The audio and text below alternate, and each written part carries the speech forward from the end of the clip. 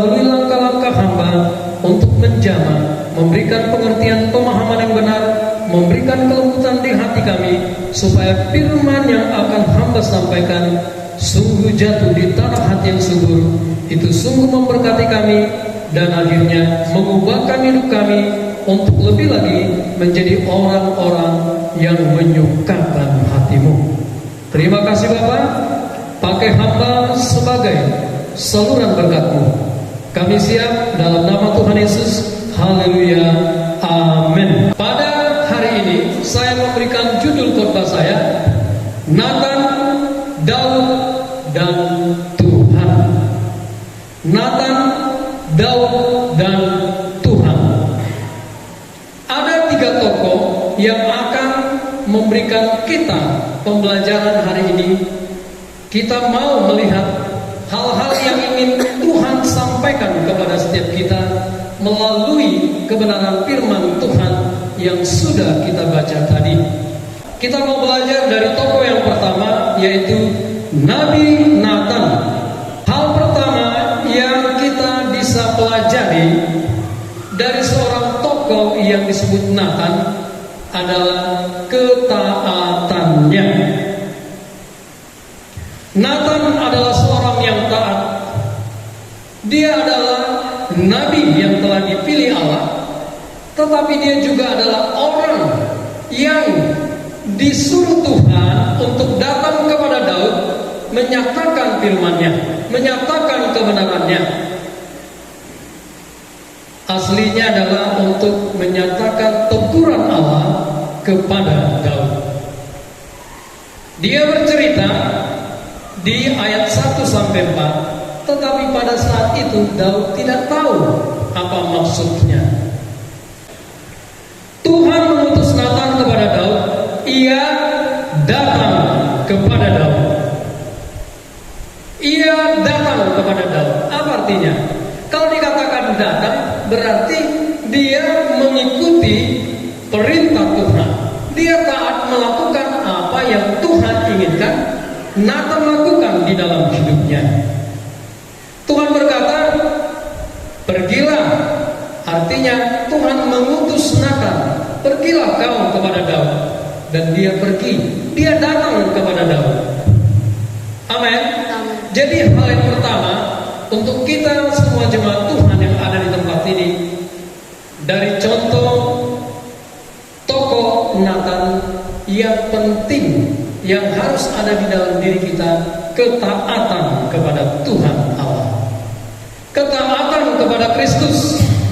Nah, bagaimana dengan kita? Coba kita mengecek hidup kita.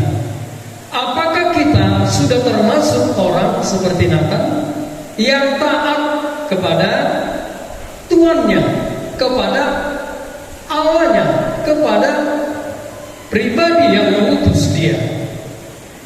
Jadi pertanyaan ini itu Tuhan sampaikan juga kepada setiap kita, saya dan setiap kita. Bagaimana? Perhatikan, Nathan tidak menyela, Nathan tidak bertanya, Nathan tidak berkata, Tuhan suruhlah yang lain. Dia tidak melakukan itu.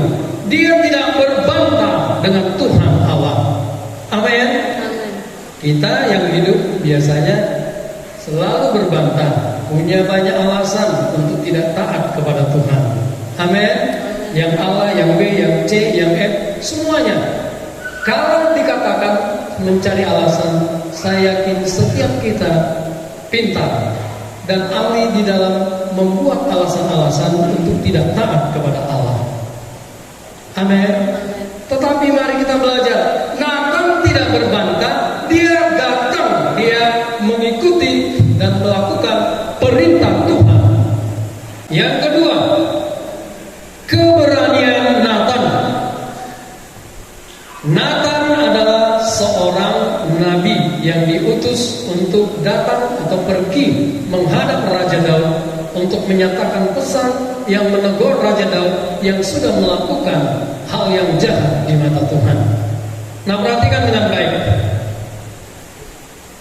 Mari kita baca 2 Samuel 12 ayat yang ke-7. Kemudian berkatalah Nathan kepada Daud, engkaulah orang itu Beginilah firman Tuhan Allah Israel.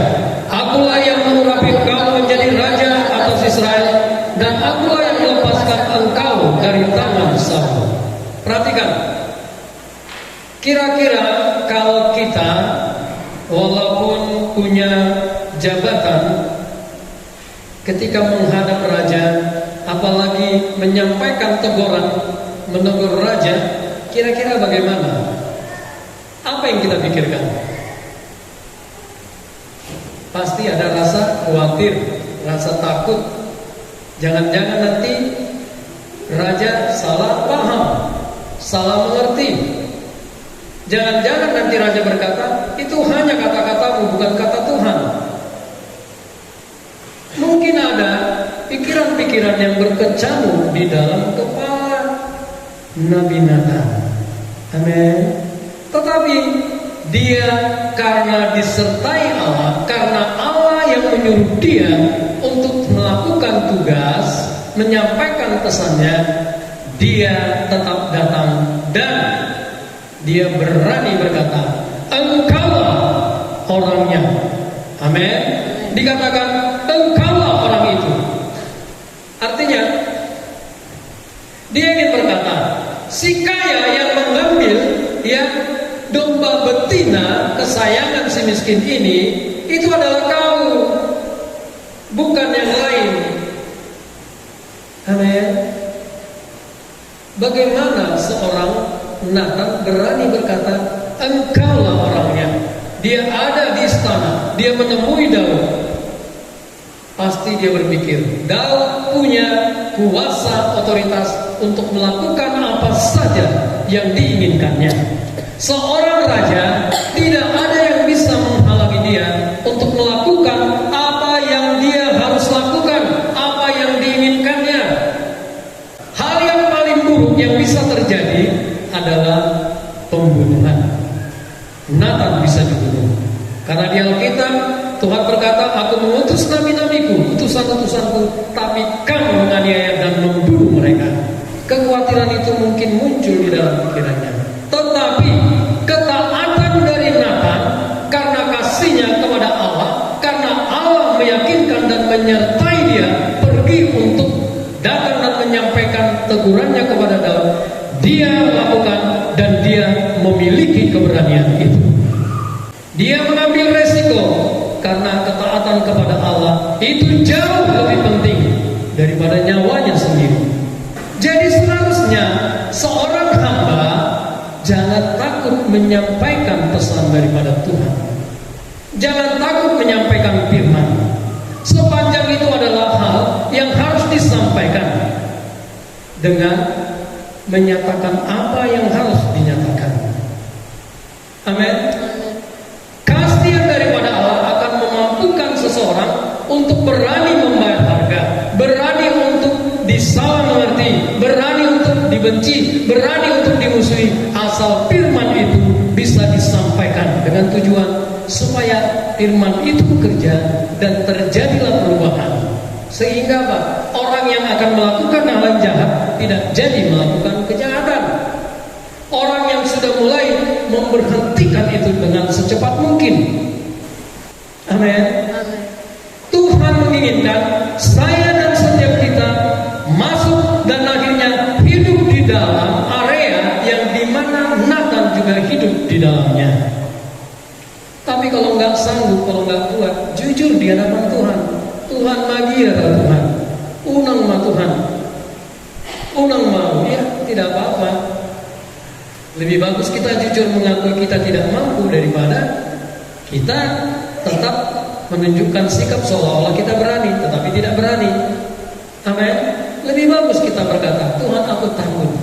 Kalau kita mengakui kita seorang hamba, ketaatan kita, ketaatan saya hanya kepada Tuhan Allah, hanya kepada Yesus, apapun itu harganya. Amin. Tapi memang ini tidak mudah.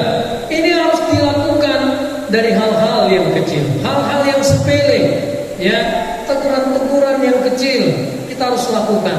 Sehingga apa? Ketika kita menyampaikan firman Tuhan, kita tidak punya pikiran yang lain-lain, apalagi pikiran jahat. Hanya menyampaikan supaya firman itu bekerja, menjana, memberkati, mengubahkan, dan membuat kita menjadi orang-orang yang berkenan di hati Tuhan Allah. Ya Allah Bapa, hamba telah selesai menyampaikan firman-Mu.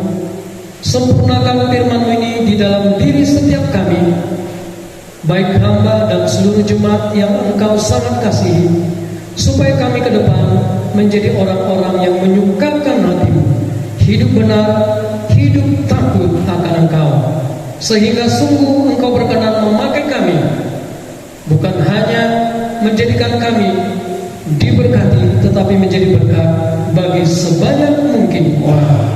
Terima kasih Bapa, dalam nama